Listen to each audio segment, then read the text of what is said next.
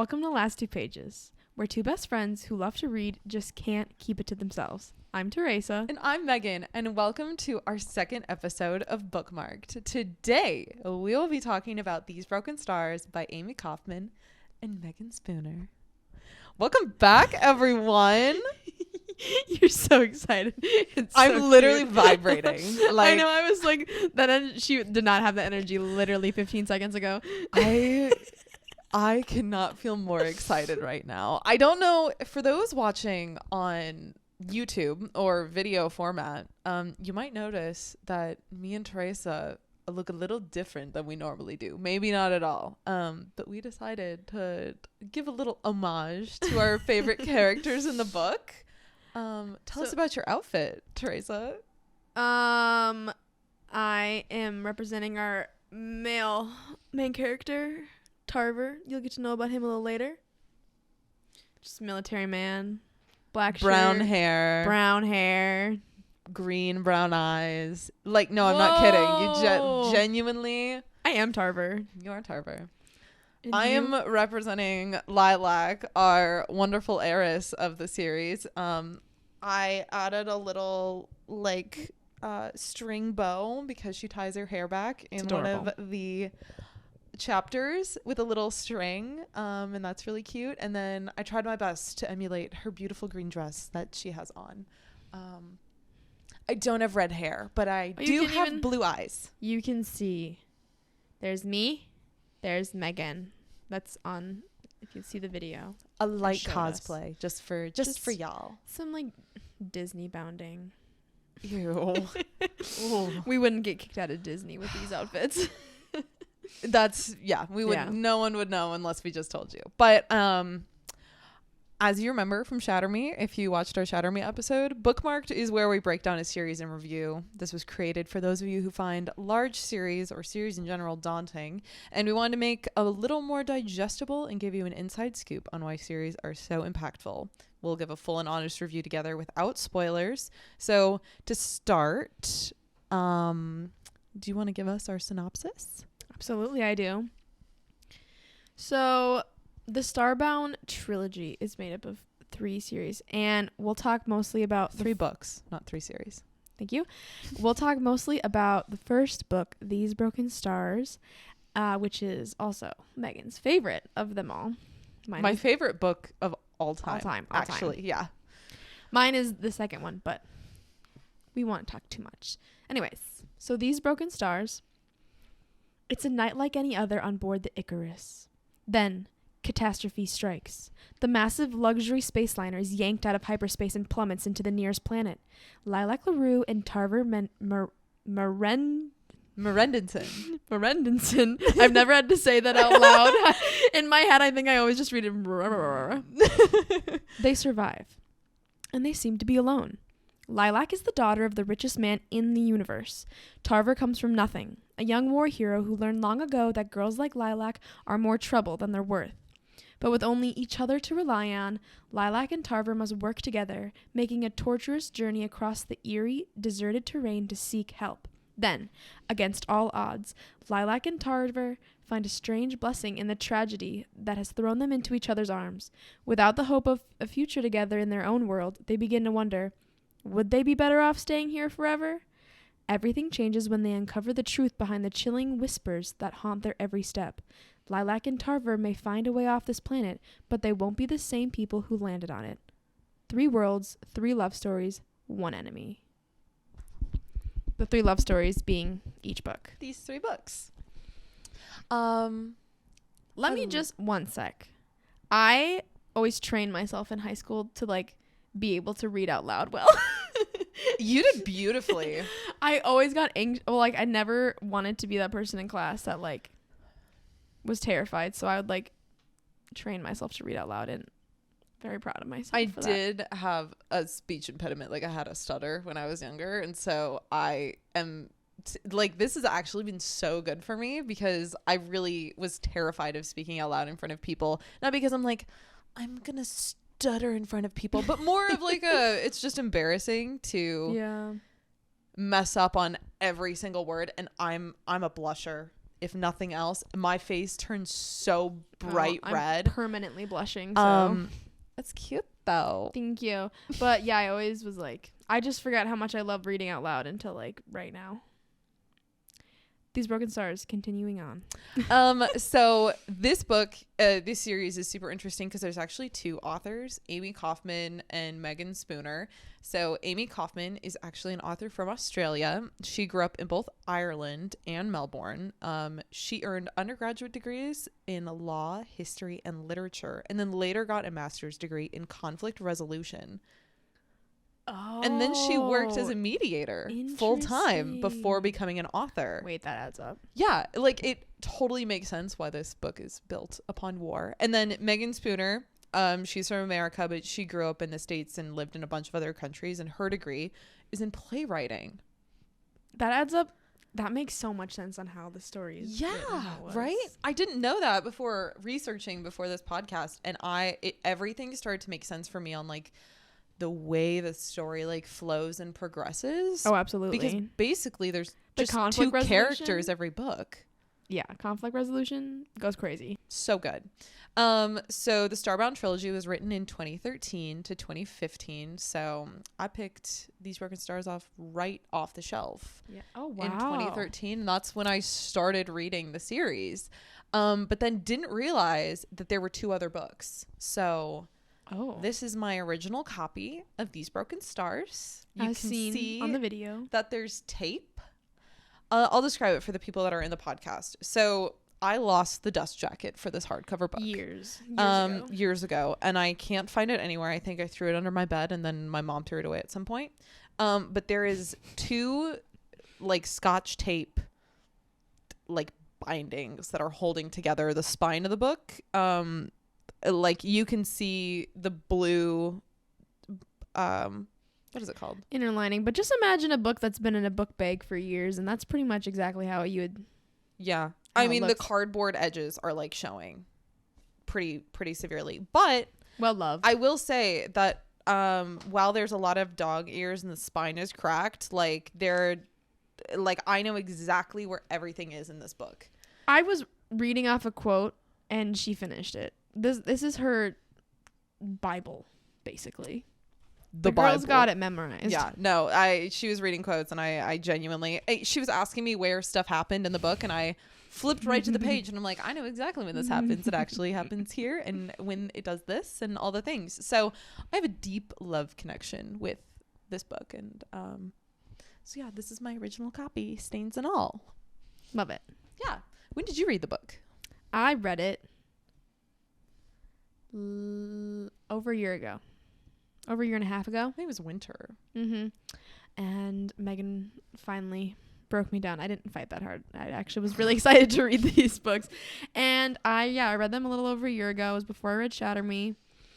And they're really good. They're so creative and unique, and it's like unlike any other sci-fi I've read. Yeah. I'm a huge sci-fi reader, and I stack up every book that I've read to these books, which is a bold statement, but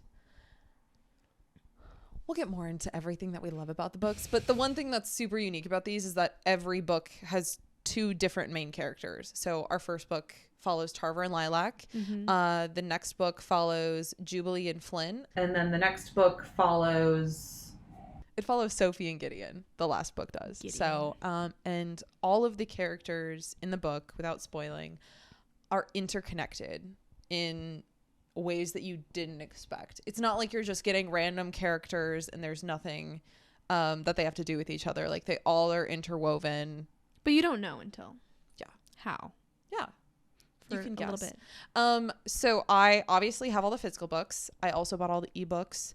And I also have all the audiobooks because I have the girls attachment issues. And I really loved listening to the audiobook.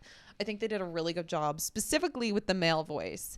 So the three voice actors are Cynthia Holloway, Jonathan McLean, and Sarge Anton. And Jonathan McLean, if you're watching,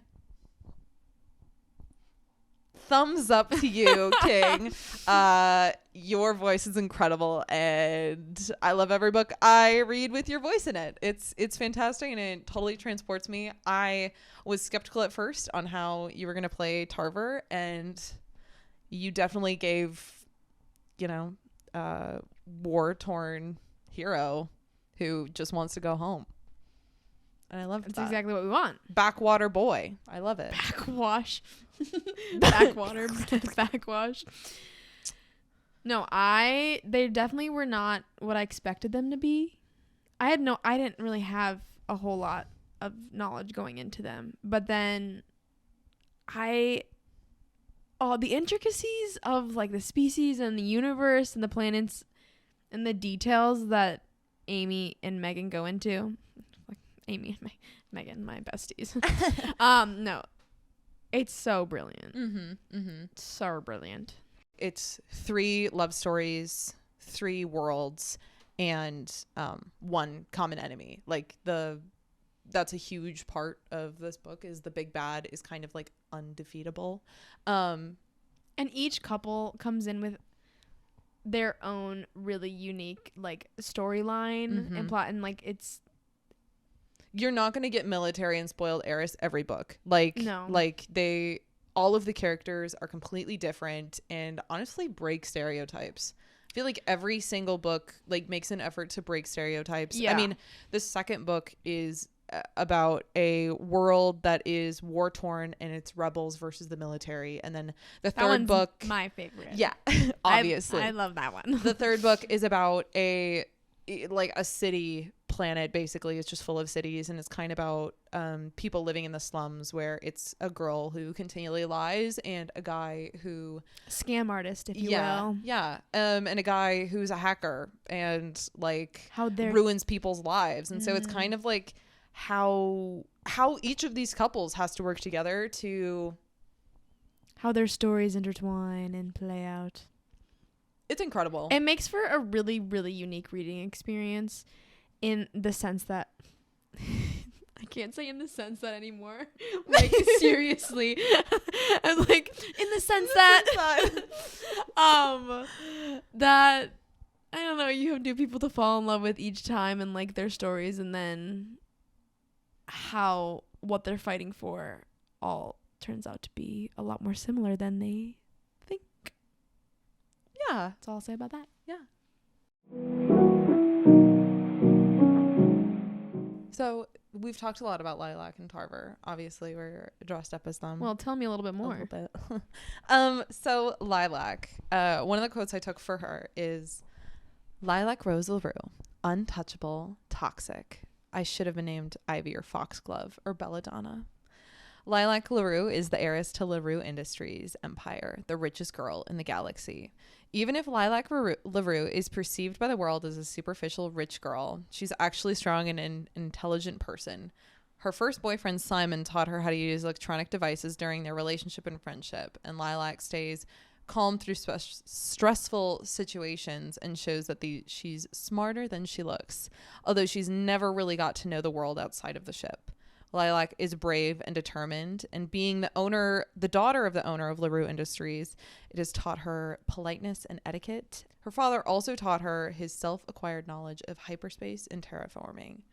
So while everyone thinks that Lilac is just this one-dimensional party girl, pampered brat, and she definitely acts like it in the beginning of the book, because if you get everything you want, well, it's her image. Yeah, like you gotta uphold that because it's the safest. But she really is really smart.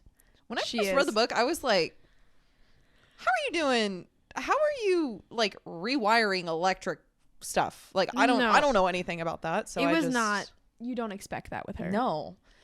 So that was really cool to see that she just is unafraid to get down and dirty when the situation calls for it. Like, indeed. she works well under pressure and takes responsibility for things. And I really, really liked Lilac for that. She's a cutie. She's so precious. She's so precious.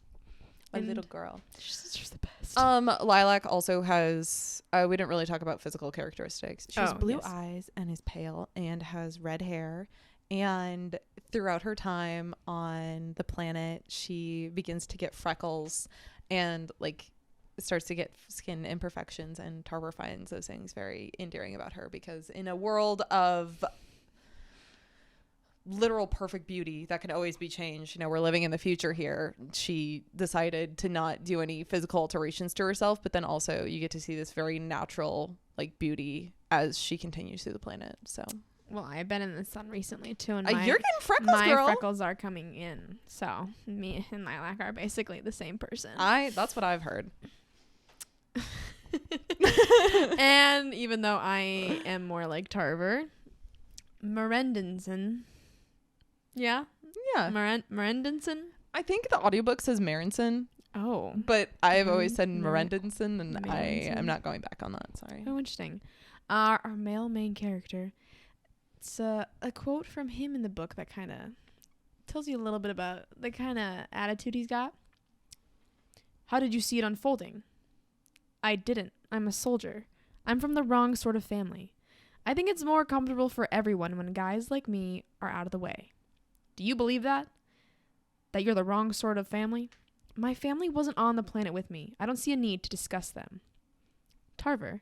He comes from nothing. A young war hero who learned long ago that girls like Lilac are more trouble than they're worth. Typical. He was pretty likable from the very beginning. He's very sure of himself, especially on their strange planet. This is where he also has his douchebag moments, but there is also a reason for his behavior. While they got along very well during their first meeting on the spaceship, Lilac puts him down rather harshly when they meet again. She does it for his own good, but Tarver doesn't know that, and he thinks she really is a spoiled brat. And that opinion slowly evolves during this book into something more like respect after everything that's thrown their way. And since Tarver is kind of in his comfort zone, his personality remains pretty much the same. He's built to be in the nitty-gritty survival mode of what this planet calls for. And he also learns a lot throughout this story, and it's really fun to see his progression. And their relationship also unfolds in a very organic and gradual way. And the twists and turns are unexpected. At least from me. I had no idea. I didn't either. What? And that, well, now, so you've read it like 20 times. Yeah.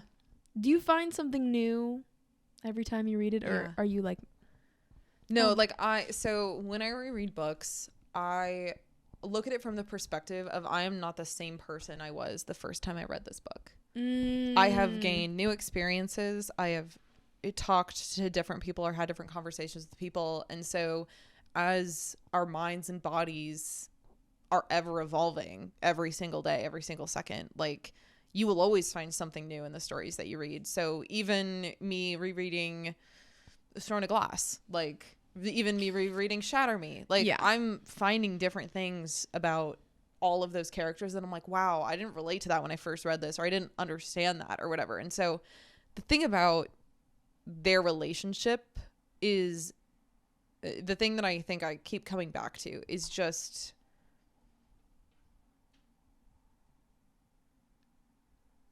how you can care for someone and not have to like them all the time.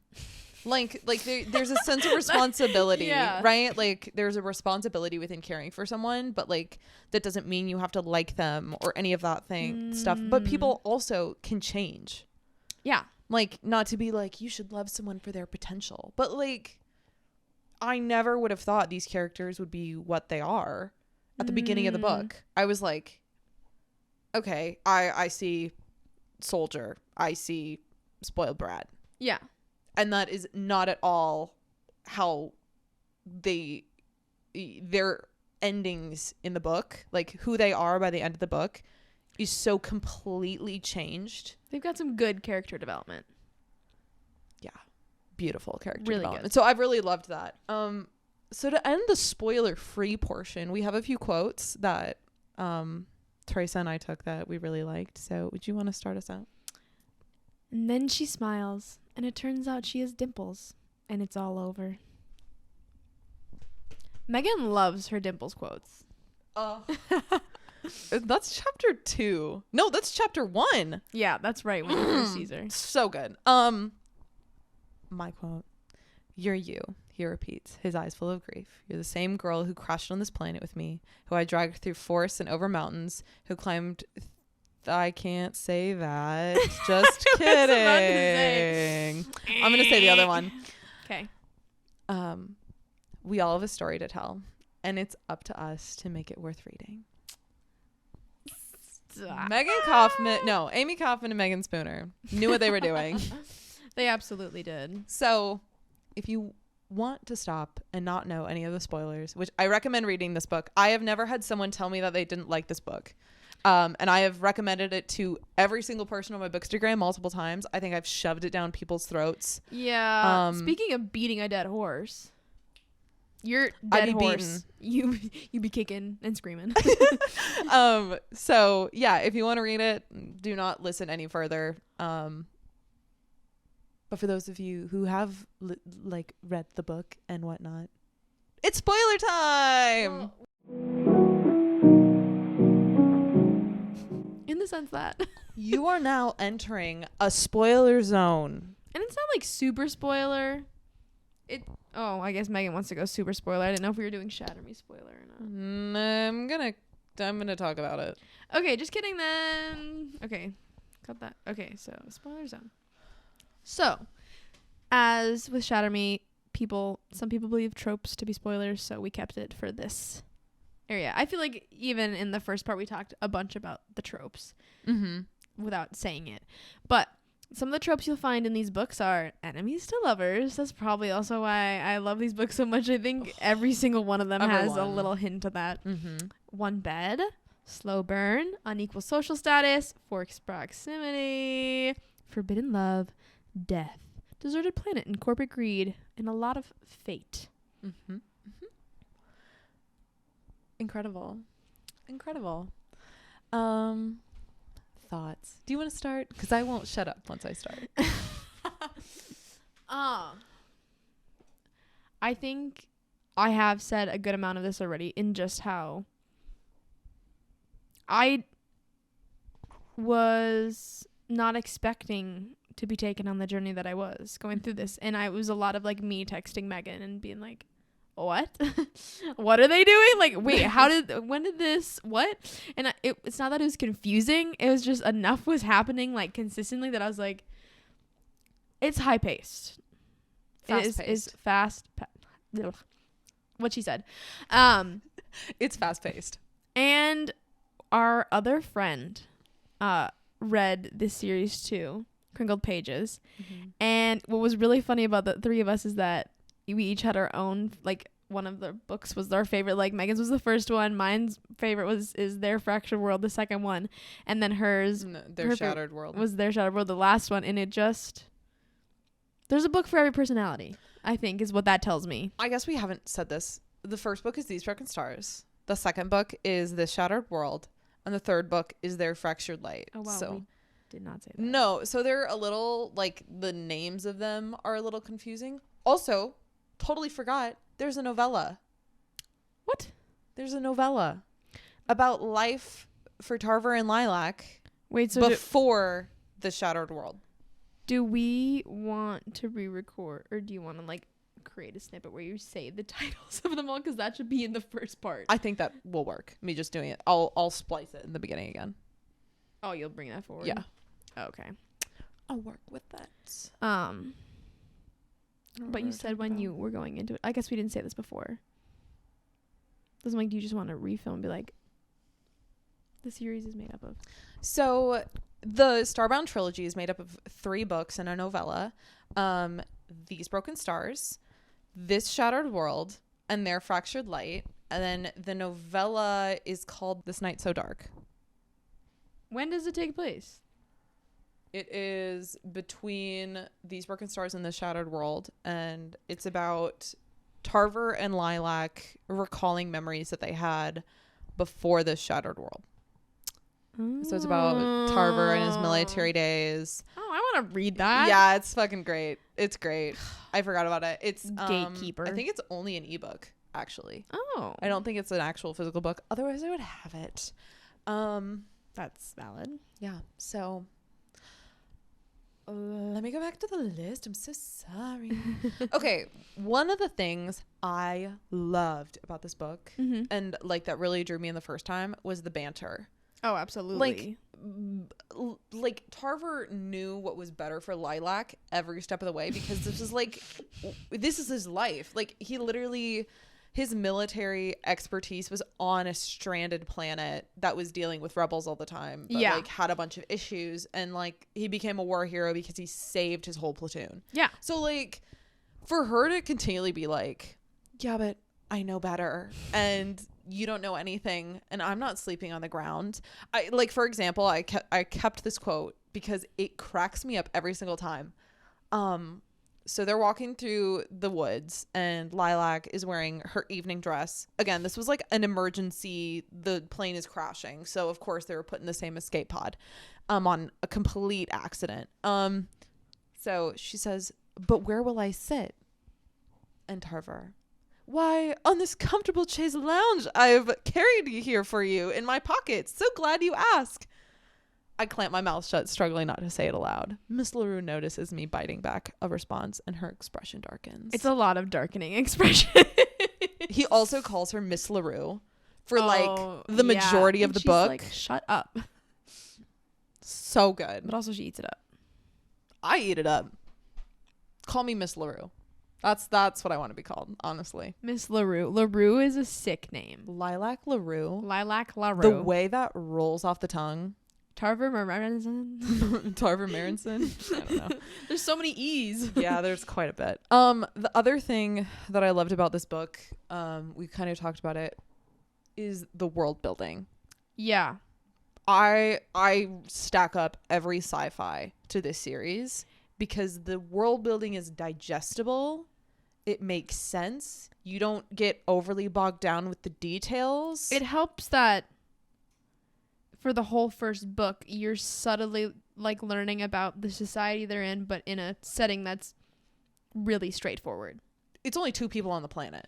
So like you're not getting anything but those 2 and their experiences. So you're kind of learning about what this world is and like their previous, like the society that they left through the stories that they tell each other, which I think is really cool. Honestly, I'm like, oh, I get why that she would react this way. I get why he's doing that. So cool. And between each couple, it's the banter and the like the snarkiness that each like character like has on their own, and each character is very definably themselves. And you never really get any of them mixed up. They're all so different. It doesn't feel like it's rinse repeat on the stories. No, at all. And I really love that. I think that's difficult to do, especially when you're like, oh, I like this book better than the others, and the books build on each other like any series would. And you would think that it's like, oh, you're just stepping away and keeping the world, but you revisit these characters through the book, and then the most complex world building is in the 3rd book. And so really it helps. The other thing that I love is I completely lost my train of thought, so just kidding. I don't remember what I was going to say. World building. Shit. I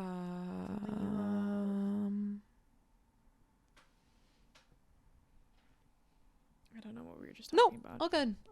I lost it. Also, to go along with the world building, this is a huge spoiler, so if you're still listening, go on and get aliens. So confusing to start. Yeah. I was like, what is happening? Especially because the first book, the way it's written is that there's a lot of jumps to like a post time of them on the planet, and then like shoots back to them on the planet, and then there's like other chapters where it's just like this narration, and you're like, what? The aliens aren't your normal like green colored bobbleheads, nor are they your buff blue barbarian man. If only. Yeah, and they also aren't fae. I've seen that like world building where the aliens are actually just like low key fae or fairies or like whatever, and they're like avatars. Interesting. These aliens, I don't know what happened in their brains when they wrote them, but they are non-corporeal energy forms. So they don't have bodies. Biblically accurate. Like they don't have anything. And it like they talk about the whispers of the universe, and like these whispers are these other beings that Tarver and Lilac like hear on their time there. That I'm not going to get too much into it, but it like that's part of it is like them trying to identify them. Huge part of it are these like whispers that keep talking to them and like hallucinate. Like Lilac hallucinates and is like losing her mind, and all Tarver can say is you're going mad, and like that causes so many like, issues it's there for them because he can't believe her. And everything in him is like, I can't believe you. This is what I've been trained to do. And she's like, I'm seeing things and you don't believe me. And it just so good. Yeah, there is nothing like this series. Yeah, I'm trying to think of like any big issues I even really had with them. I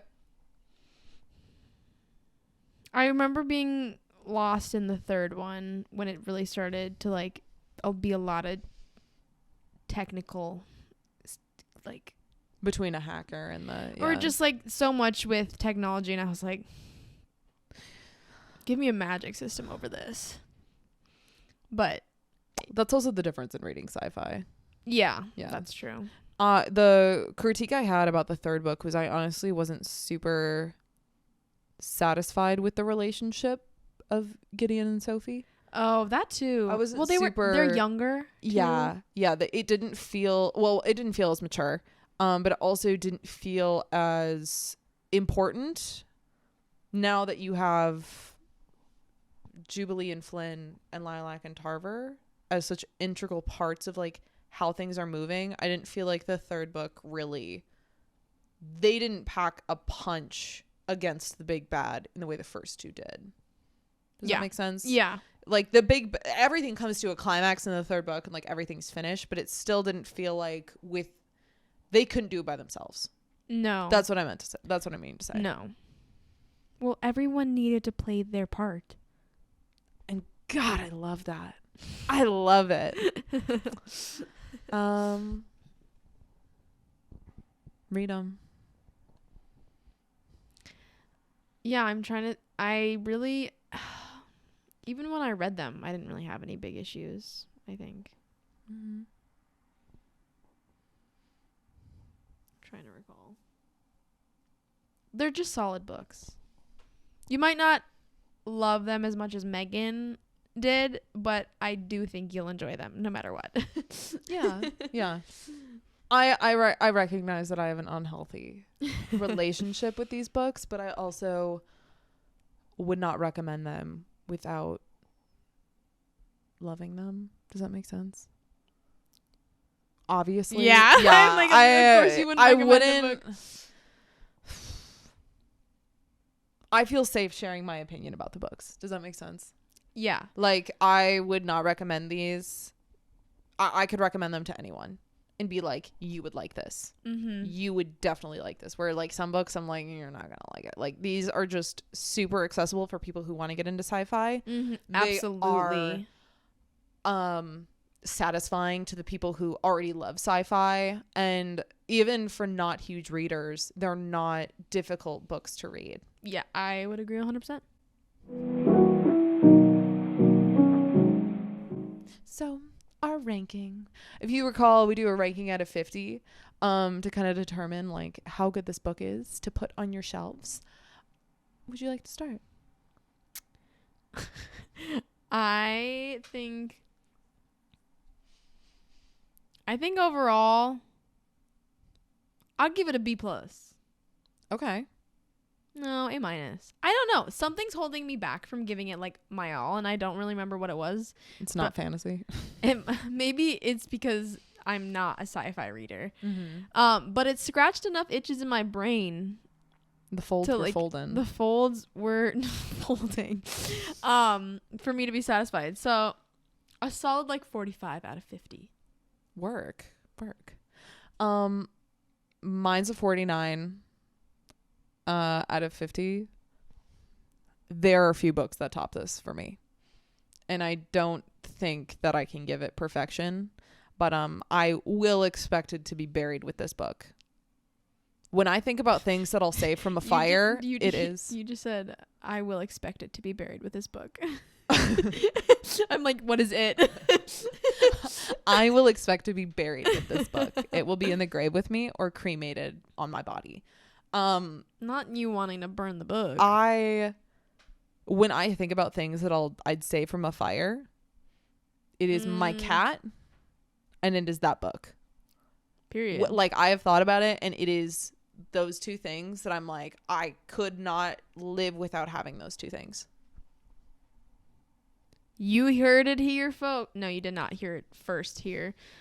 Megan has always made it very clear how much she loves these books. Now I have a new platform to talk about them. So, and I don't think you've ever really been able to expand this much on why you love them. No. I've always given like little hints, and like really the vibe is Titanic in space. Like that is literally what it is. It is the Titanic in space. And I think that really flicks a light bulb for most people. But yeah. Titanic in space, where Jack and Rose don't die right away. Yeah.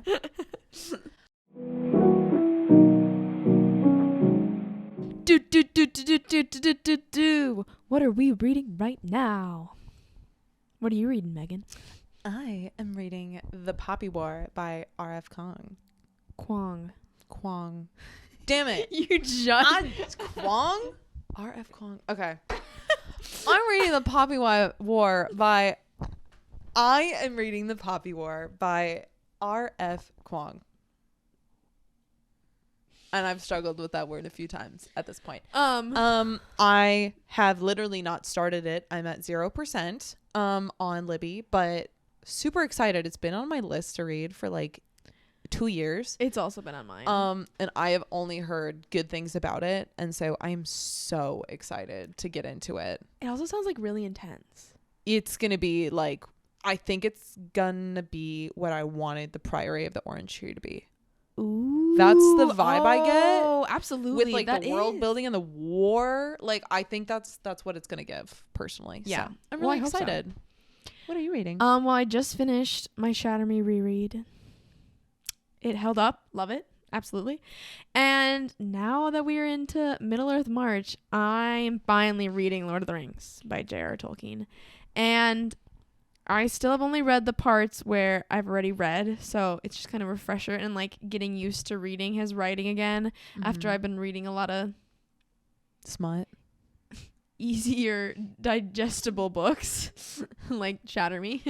I was thinking about the hockey romances you've been reading. No, but those two. But yeah, just getting used to, and it feels fun because like last year at this time I read The Priory, so it's in March we read high fantasy.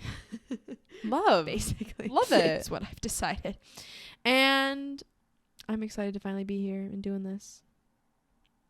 And if you check out my bookstagram at The Wild Spines, you'll see what I did to my wall to help me read this series. It's beautiful. It's so beautiful. It's so dope. Oh, love it. Yeah, I'm excited to keep going. I probably will also be rereading this here shortly. Honestly, me too, actually. Because I need a refresher. It needs to be back. It needs to take me back. Normally I read it in the winter, but I always read it at least once a year. And so I think it's time. One of the most intense, thrilling, and achingly beautiful stories I've ever read. Marie Lu, New York Times, bestselling author of the Legend trilogy. Oh my god! If you don't know Marie Lu, I love the Legend trilogy.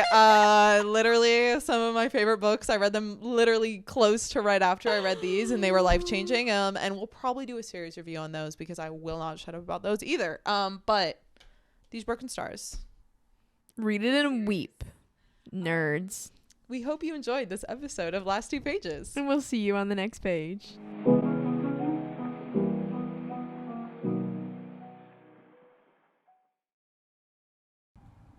Amie, what you wanna do?